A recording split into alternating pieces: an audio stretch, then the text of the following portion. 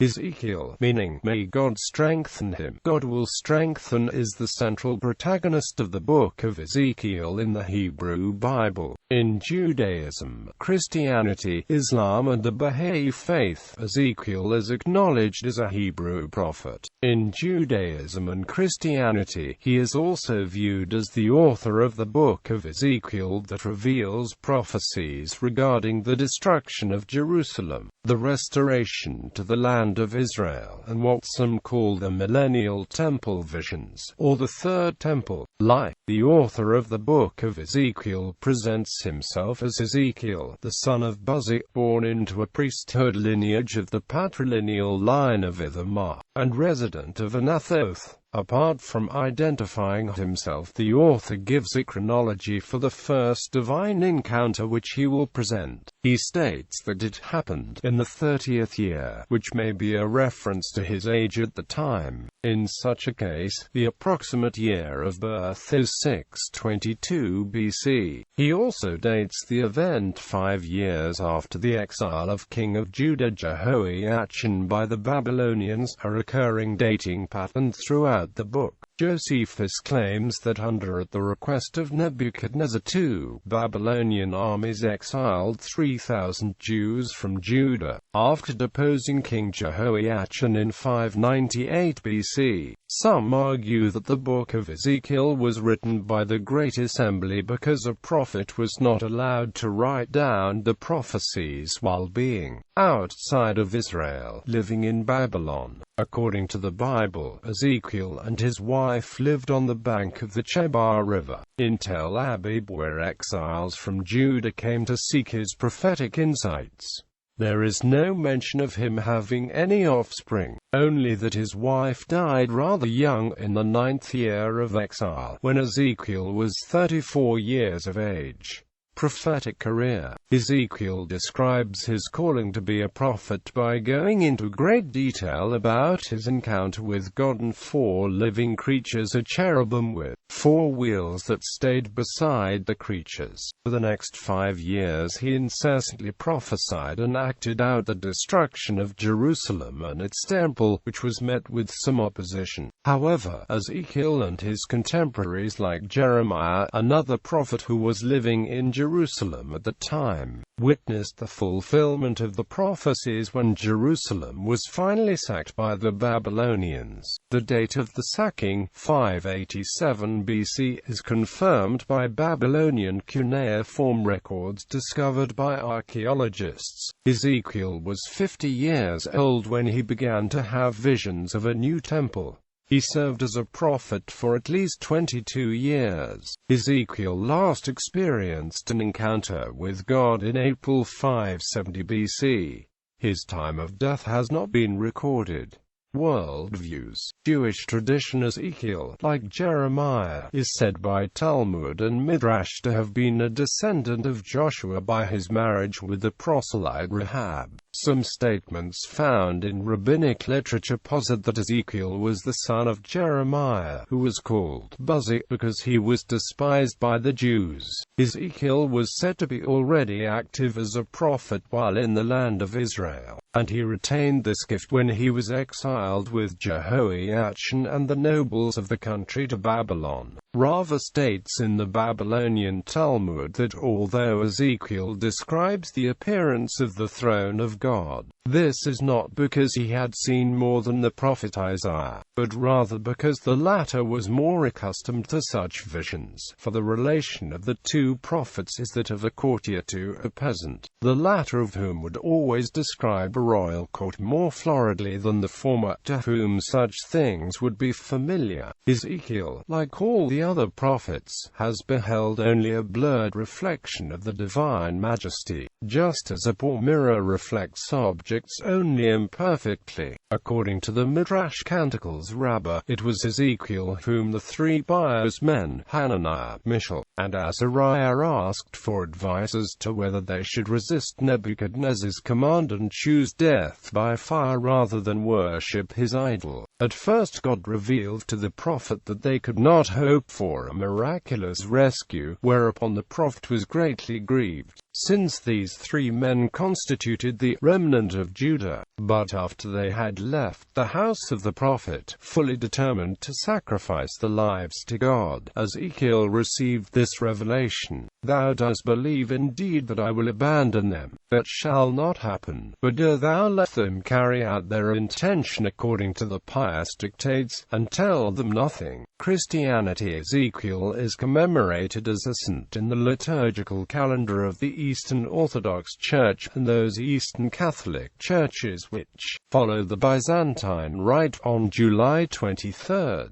Ezekiel is commemorated on August 28 on the calendar of saints of the Armenian Apostolic Church, and on April 10 in the Roman Martyrology. Certain Lutheran churches also celebrate his commemoration on July 20. The Church Fathers interpret Ezekiel's vision of the human likeness upon the sapphire throne as a prophecy of the incarnation of the Logos from the Theotokos, who in many ancient church hymns is called the living throne of God. Ezekiel's statement about the closed gate is understood as another prophecy of the incarnation, the gate signifying the Virgin Mary and the Prince referring to Jesus. This is one of the readings at Vespers on great feasts of the Theotokos in the Eastern Orthodox and Byzantine Catholic churches. This imagery is also found in the traditional Catholic Christmas hymn Gaudete and in a saying by St. Bonaventure, quoted by Alphonsus Maria de Liguori: "No one can enter heaven unless by Mary, as though through a door." The imagery provides the basis for the concept that God gave Mary to mankind as the gate of heaven, an idea also laid out in the Salve Regina prayer. According to Matthew Henry, a Bible commentator who flourished in the 17th century, Ezekiel is also believed to have been known as Nazaretus Assyrius, a teacher to Pythagoras. However, James Ussher, in his writings of the Ussher chronology, republished as the Annals of the World, claims that this is a mistake, basing his opinion on the writings of Clemens Alexandrinus. However, Sir William Smith, in his Bible Dictionary, points out that John Selden, among others, consider it a possibility. In the book Pythagoras,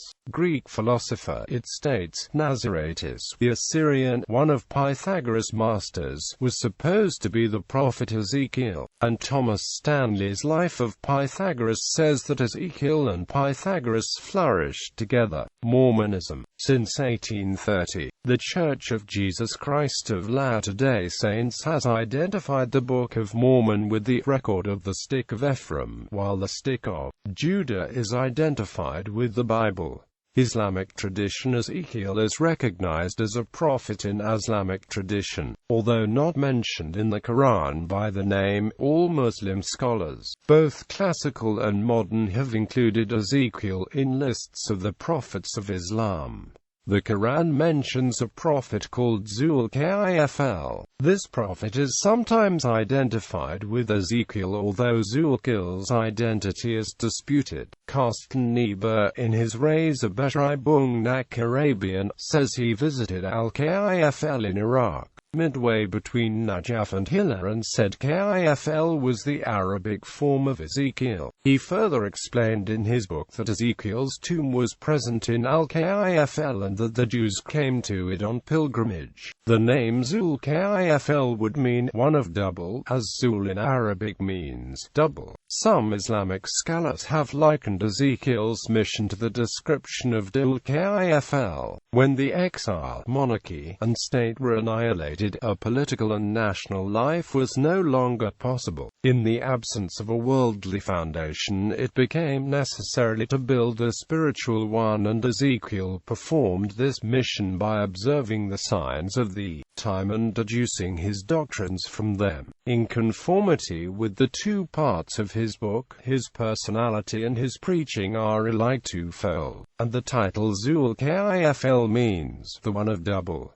Aside from the possible identification of Zul-Kifl with Ezekiel, Muslims have viewed Ezekiel as a prophet, regardless of his identification with Zul-Kifl. Ezekiel appears in all Muslim collections of stories of the prophets. Muslim exegesis further lists Ezekiel's father as Buzi, and Ezekiel is given the title Ibn al-Ajus, denoting son of the old, as his parents are supposed to have been very old when he was born, a tradition, which resembles that of Hannah and Samuel in the Hebrew Bible, states that Ezekiel's mother prayed to God in old age for the birth of an offspring and was given Ezekiel as a gift from God. Bibliography Ibn Qutayba, K. al-Marafed, S. Ukasha 51. Tabari, History of the Prophets and Kings, 2, 53-54. Tabari, Tafsir v. 266. Masudi, Muraj I. 103 ff. K. al-Badwar el-Tariq, E. 4/5 and 98 100. Ezekiel. Abdullah Yusuf Ali, Holy Quran, Translation and Commentary, Note, 2473, Emil Heller Henning 3, Ezekiel's Temple, a scriptural framework illustrating the Covenant of Grace. 2012, Tomb. The Tomb of Ezekiel is a structure located in modern-day South Iraq near Kefil, believed to be the final resting place of Ezekiel. It has been a place of pilgrimage to both Muslims and Jews alike. After the Jewish exodus from Iraq, Jewish activity in the tomb ceased, although a disused synagogue remains in place.